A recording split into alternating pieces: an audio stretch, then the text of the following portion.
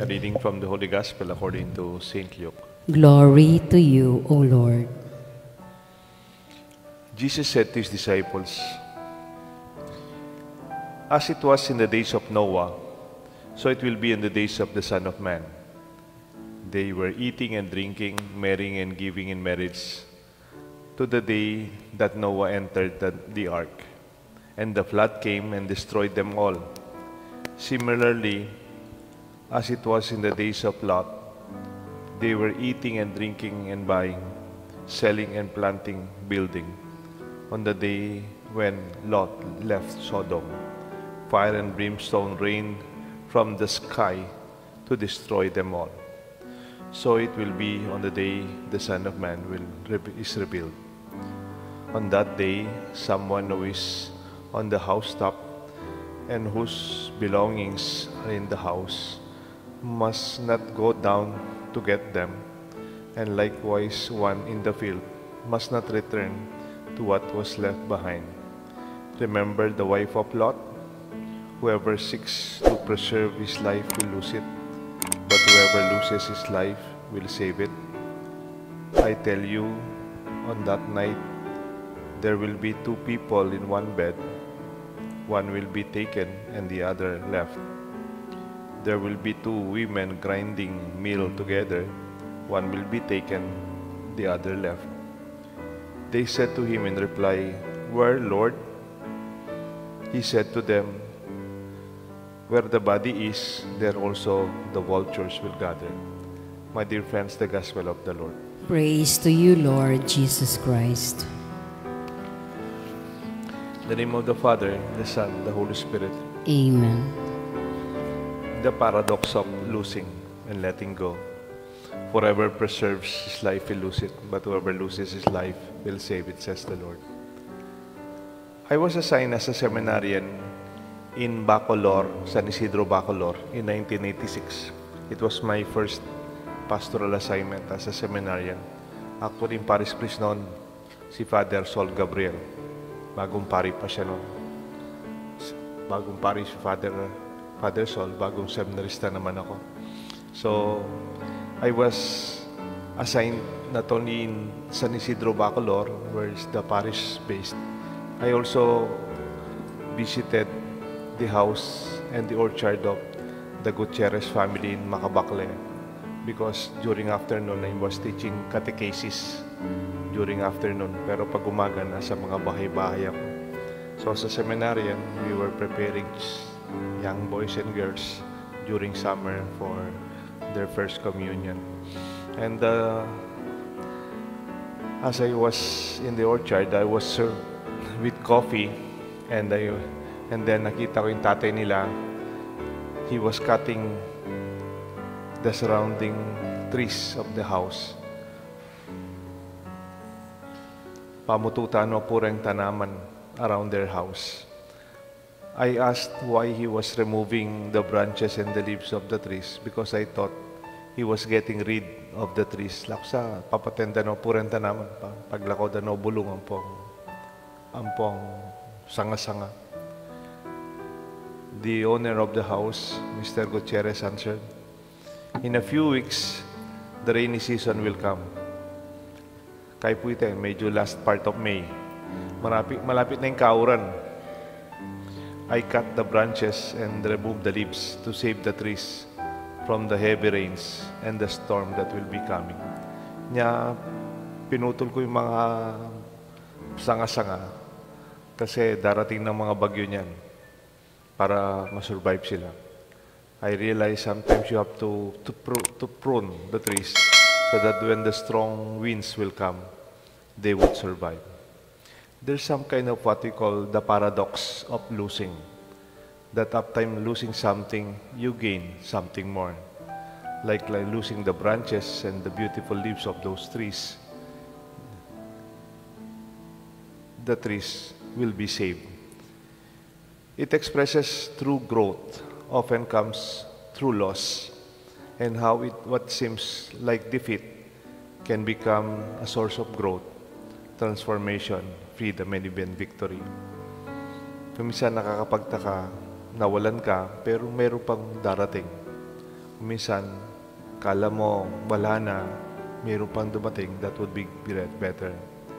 Whoever seeks to preserve his life will lose it, but whoever loses it will save it. The paradox means that clinging tightly to comfort, sense of control, our ego leads to emptiness, while surrender, humility, and self-giving open the way to a deeper sense of life. Losing our pride, we can be given peace. Losing attachment, we can gain freedom. Losing yourself in service in our parish, in the church, or love to your family can lead to finding your true self. From a psychological perspective, the personal growth, losing something often triggers transformation. A figure can teach resilience and wisdom. Breaking up can create space for self-discovery. Losing control can invite trust and faith. Carl Jung, the father of psychology, said, there is no coming to consciousness without pain. Minsan, nakikita mo yung mas mahalaga, but you have to go through the pain of losing, letting go, to discover what is more important. Thus, what we lose on the outside often will gain from within. A deepening of soul, of character. From the perspective of philosophy, paradox reminds us that everything has a cost and a gift. We have to let go to gain something. When we go and let go of one thing, security, illusion, possessions, we open space for something new, truth, purpose, and simplicity. Like yung example ko kanina, yung pruning. It's like pruning a plant. You cut back growth, not to harm it, but to make it stronger, to make it fruitful, and make it survive the storms.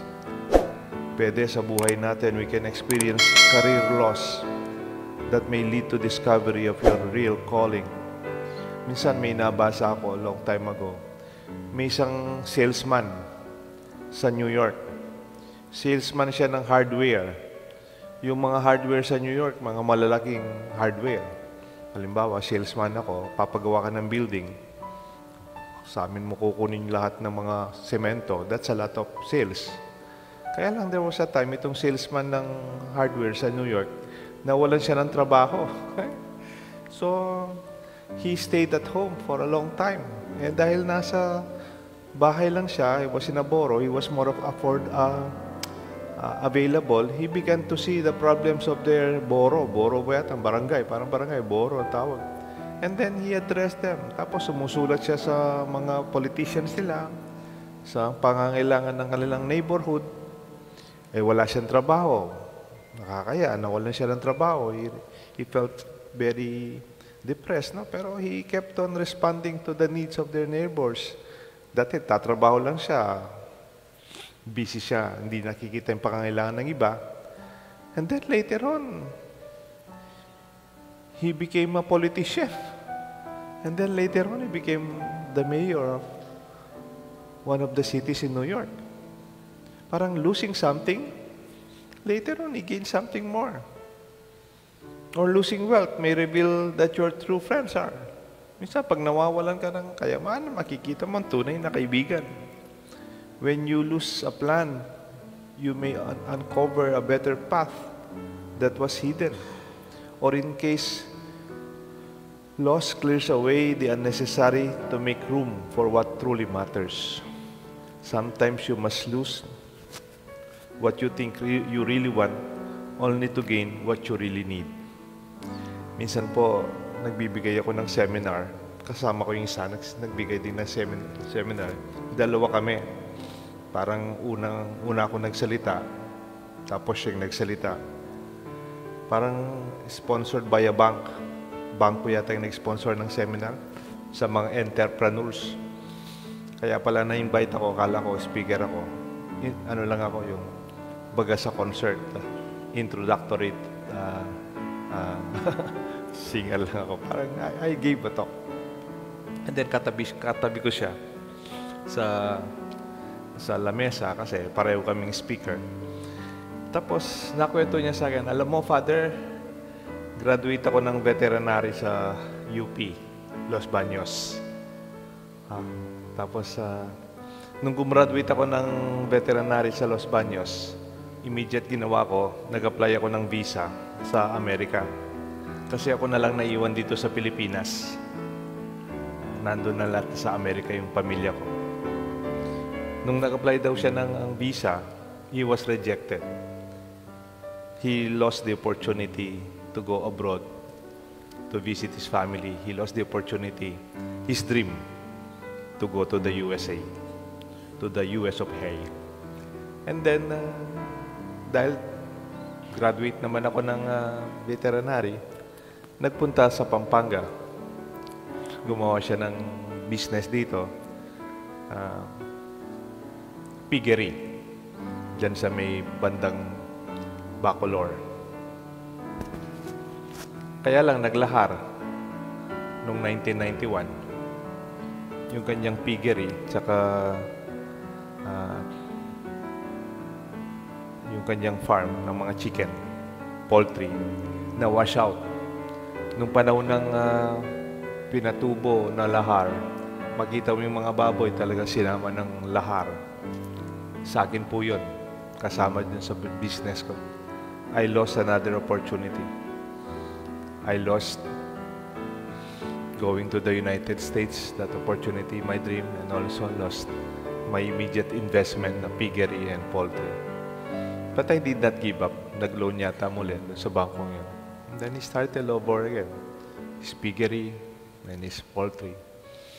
And then sometimes he will lose an opportunity with other suppliers. Napansin niya, pag lumalaki na yung baboy niya, malapit ng harvest, tinataasan yung presyo ng feeds. But he really needs the feeds kasi matatapos na finisher ng mga baboy. So he have to bite the bullet.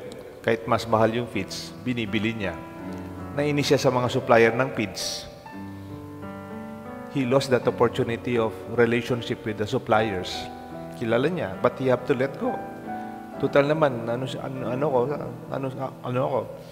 yung graduate siya ng UP, Los Baños ng veterinary, gumawa siya ng sarili ng feeds.